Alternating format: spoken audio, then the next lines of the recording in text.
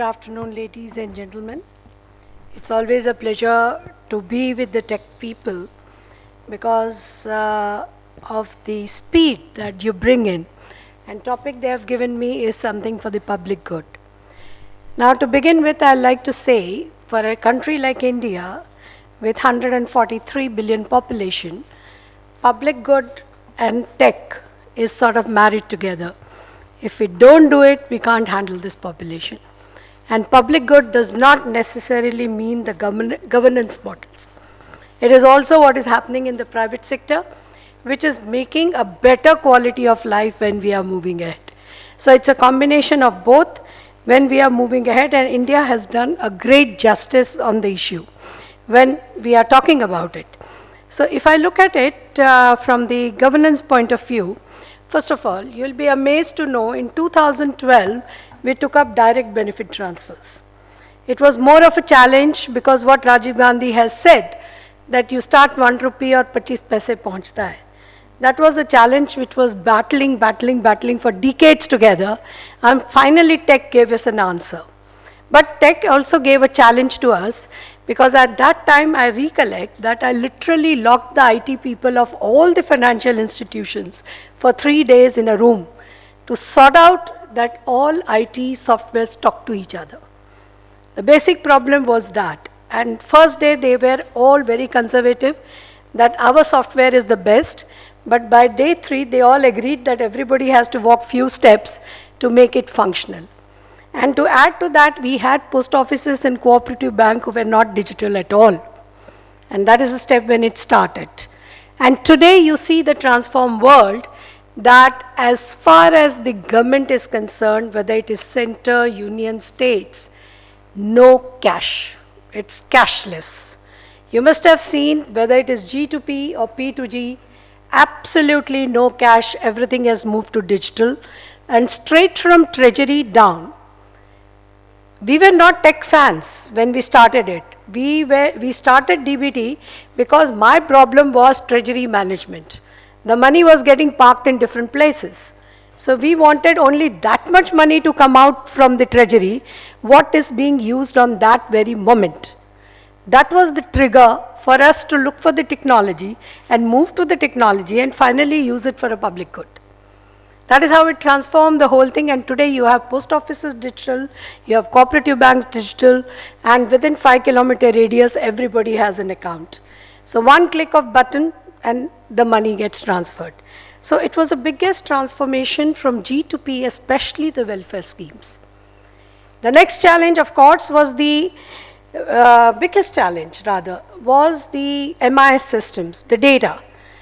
You know, at different stages, the IT evolved in different sectors, in different silos. Again, problem of not talking to each other. Then came a software for Samagra, where we have a household database, enabling shift from welfare to entitlements. And another important thing that happened was with it, that it's a singular database, real-time database, as well as it's a time series database. So you can imagine how AI can be used. That is the next stage one has to graduate into, that whether AI will be fruitful for better analytics of this data and better targeting and better focusing of this data. So that is where it is going to be major transformative when we are going to work on this database, which is a singular database household-wise, where you have verified it. Because in Aadhaar we had this problem, because if all of you are a family, by Aadhaar, we can't make out you are a family. And all eligibility comes from a family. So therefore, this household database came with the unique number, and that is how it evolved. UPI, Mr. Karnik, of course, talked about. Like I was in the high-level committee for deepening digital payment. At that time, you know, very funny how technology improves. The challenge in front of me was to make RTGS NIFT 24/7, which used to be 8 hours. So that, okay, it was easy, it was an executive decision. But major problem was that in India only 40% were smartphones and 60% were feature phones. So how the system is going to work on a feature phone? So we made a sandbox in the RBI to work on a feature phone. And surprisingly, by the time we submitted report and by the time all orders started coming out, The smartphones today constitute 70% and feature phone is 30%. So how being our population being literate, illiterate, divided on class and caste, adopts a technology which they find useful, which they find is for public good, and today you have them using the smartphones and adopting the financial fintech technology, which is the most complex, most risky, and most dangerous. They have all gone in for the UPI, they are linked to the banks, they are doing their transactions online, and they have realized the importance of it. But like I always say, that when government is involved in a public good, sometimes we do, like I remember on a 26th January parade, a junior was sitting behind me. So there was like every jhanki, there is a tribal dance going on. So he was telling me, madam, don't you think this tribal dance reflects how we work in the government? I said, what do you mean? He said, it means one step forward, two steps backwards. And this is exactly what the danger it is. Instead of incentivizing the digital payment, we are disincentivizing it. We are talking of taking a commission on a UPI. We are talking of taking a cut into the RTGS transactions. So these are the type of problems we have to be constantly alert, and the tech has to come up with a solution that the savings which is happening, the difference between accounting and finance, that in finance, when you are working upon it, then there is a saving somewhere. You are not printing the notes, you are not transferring the cash, there is no security involved. That saving has to come here to take care of the fintech cost which is needed, and that is where the policies have to be focused and moved ahead. So in governance model, we have lots of success stories where it has come up and they have been adopted, ingrained, made useful. Imagine a scholarship portal. Imagine the results that started coming for class 10 and 12. We were amazed to know when a child from remote place is telling that when can I see my result online? You know, so he may not be aware of anything, but he is able to capture that. So on this public good, when you go to the private sector, you see the way e-commerce has evolved. It has completely transformed for the public good, because you get at a competitive price from the consumer point of view. It has completely changed the consumer behavior. You have consumer going for e-commerce, but parallelly, it has also changed the way the businesses are being done. When lockdown happened, we had pandemic, the textile industry was in a serious problem. And that is the time when we used e-commerce to sort of test the grounds of United Kingdom, European Union, and US. So that testing was possible because you don't have to have an inventory, you don't have to physically transport the things, you just give a proper description and get a real-time feedback of the clients what is happening. And the resultant is, when the entire business was standstill during the lockdown period, they made inroads, and today we capture a major percentage of market in textiles, in linens, especially in these three places. That is how the inroads have been made. So when we talk of public good, the e-commerce may be looking for profit making or profiteering, and I always say there is a difference between profit and profiteering. Profit making, absolutely no quarrels, it has to be, they are in business for profit. But then it has to also result into a public good. So when we are talking of a public good, if it has helped the manufacturer, if it has helped a small tiny manufacturer sitting in Kerala to get a market in Delhi, yes, that is a public good, and that is what has transformed. It has gone away with mom and pop shops, it has reduced that shops, it is bound to happen. This transformation is bound to happen. So there cannot be a quarrels. Everybody has to transform themselves and enter into it. Similarly, if you enter into the manufacturing, now it's all automated. What happened during pandemic? All big manufacturing units were on the drawing board to identify what all can be automated. That was the first list we made, that all these things should be now automated. It is definitely going to reduce the jobs. Definitely going to reduce the job. We should not quarrel about it. And we must realize that unfortunately India is having democratic dividend when the world is fast moving to automations. So we are at a very wrong time we are there, and therefore more correct skilling is very important so that they don't become a liability and we are able to use that brains when we are moving ahead with it. So that kind of a transformation has happened when you are moving ahead with it, and you have seen that we are able to make at a competitive rates because automation brings that. Your public good brings that. A more precision, a more better doing, and of course your norms are perfect. In steel making, like if it's a robotics which is going to check, there will be no flaw when it comes out. Or precast buildings. That is how the whole transformation happens by the technology. Similarly, when you look at the crypto, it brought in blockchain. Unfortunately, we have not been able to build up on that technology. We have been talking about crypto being a problem, it can be used for money laundering, blah, blah, blah, blah. But we are not talking about the gift. The front face making money is money. And I was shocked. I found more rural women investing in crypto than anywhere else. And when I asked them that how come you are investing, the ticket size is around 50,000. They say, हम हुंडी खेलते हैं, कभी कमाते हैं, कभी गवाते हैं, आपने हमको डिजिटल पेमेंट सिखा दिया, तो अब हम क्रिप्टो करते हैं. That is there. So you just see, we need not be a moral policeman to anybody. They know how to use their money, they know to what level they want to go in for, and they know where to invest. So crypto today, unregulated, but it is there.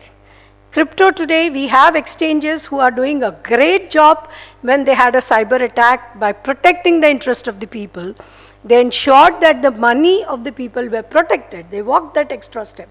That we are not talking about, that we are not writing about, that we are not admiring as a future governance model where finance is involved.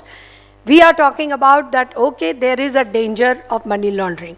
Forgetting the tech is going to give me a red flag much more faster if I am a regulator to take the necessary actions. So that kind of a public good needs to be highlighted for these things where we are not going ahead and use the decentralized mechanisms, use the blockchain technologies, which is very important. Like I talked about the household databases, it has to be on blockchain so that nobody meddles with it. Land records has to be on blockchain so that nobody meddles with it. So these transformations are bound to happen when we are talking about the public good.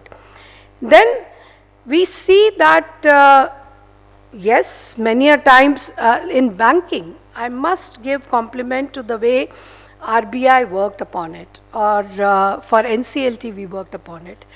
The correction was done every step. The feedback mechanism from the market and correction was done for public good. So when the fear of cyber attack, of finance being misused, so much of transactions happening, UPI happening, e-commerce happening, tokenization came. So there was a technology answer to it, and of course, initially there was a lot of reluctance, but everybody adopted to tokenization.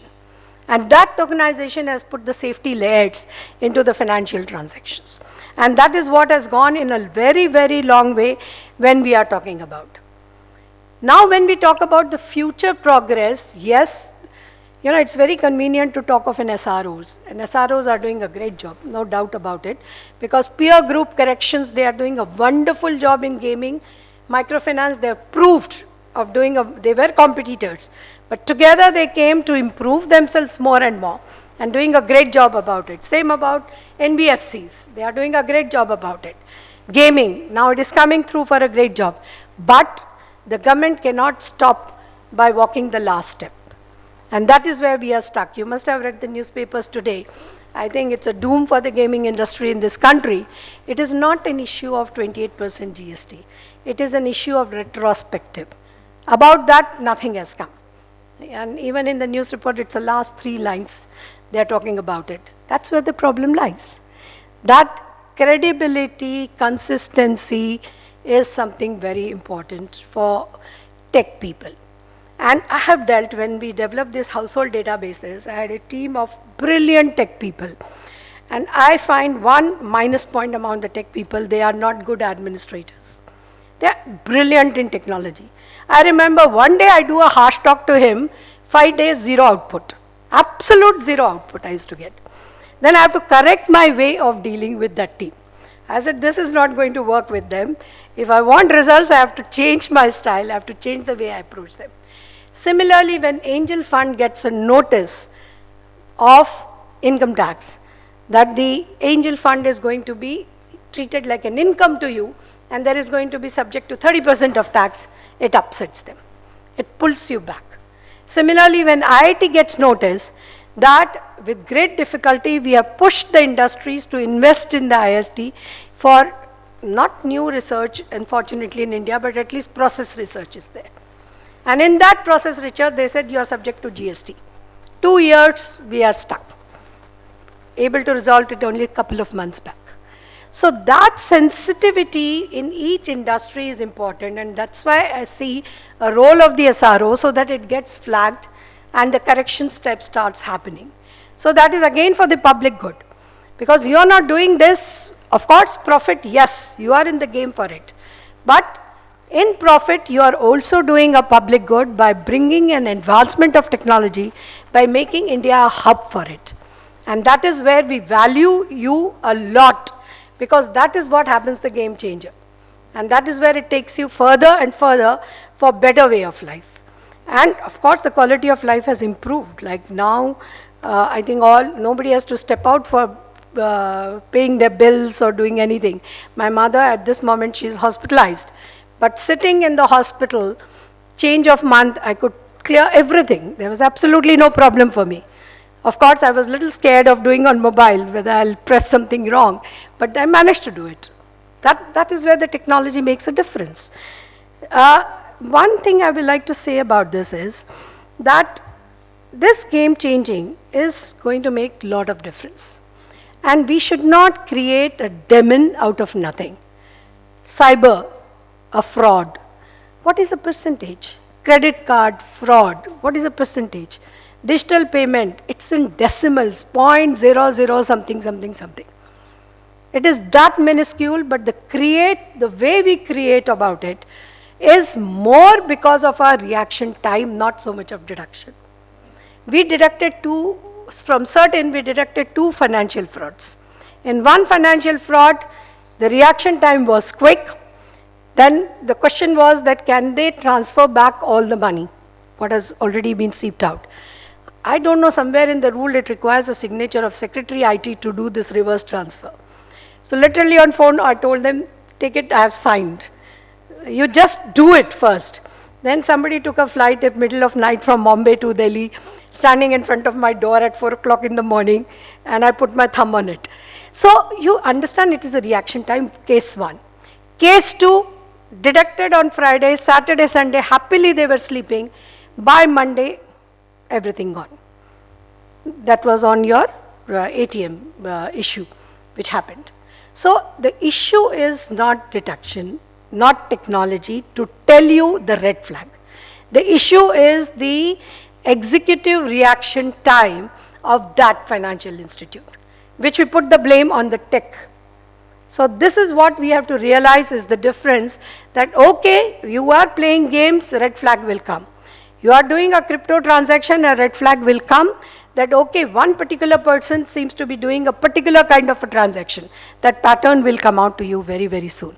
And now we are talking of AI as a brilliant tool for, a better analytics of a huge database.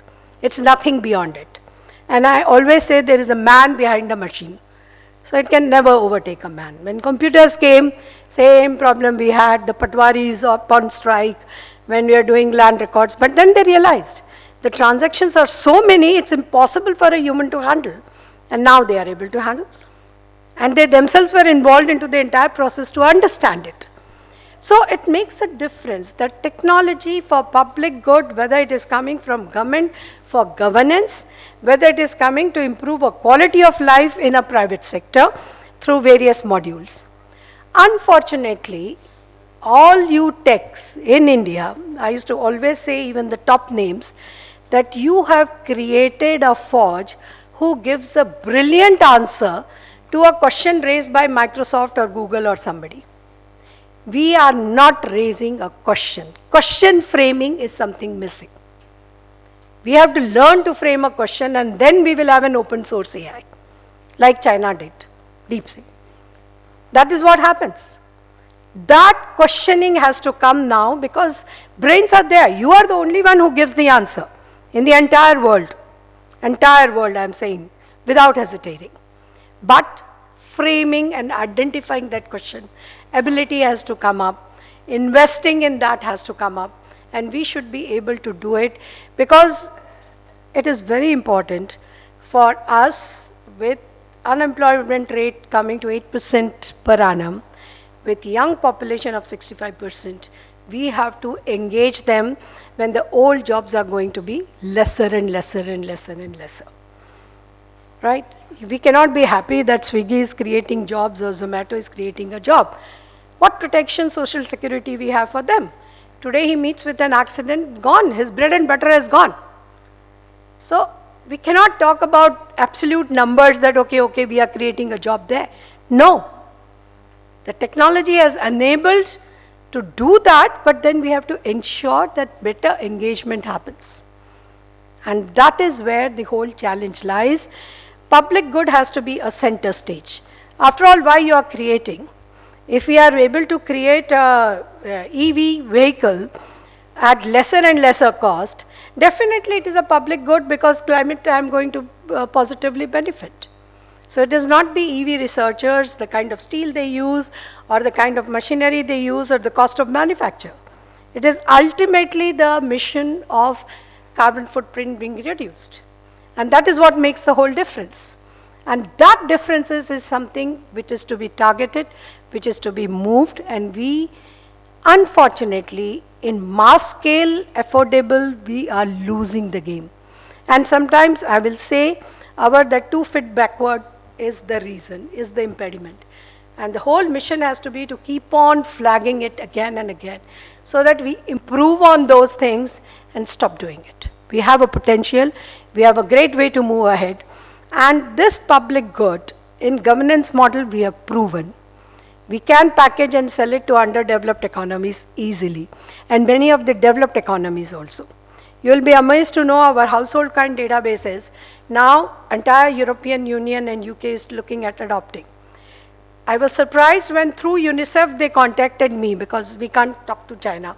So through UNICEF of China to UNICEF of India, they got connected and they said, and you see the target. Their target was, the mission one line objective was, the rich will become richer.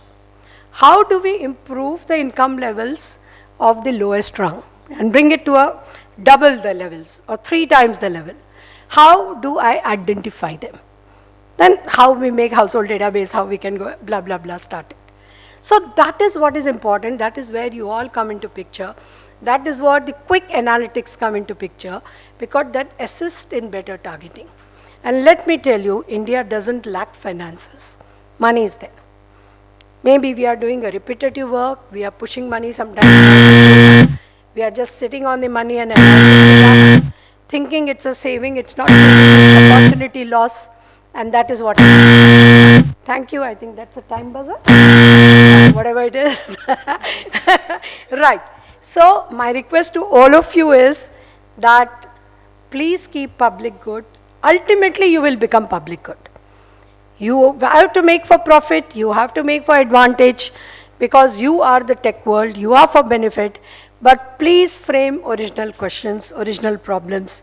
You know, there are lots of original problems that come, like my mother being in a hospital, that's the last sentence I'll say. This fat file, I'm really amazed, every doctor is writing their comment.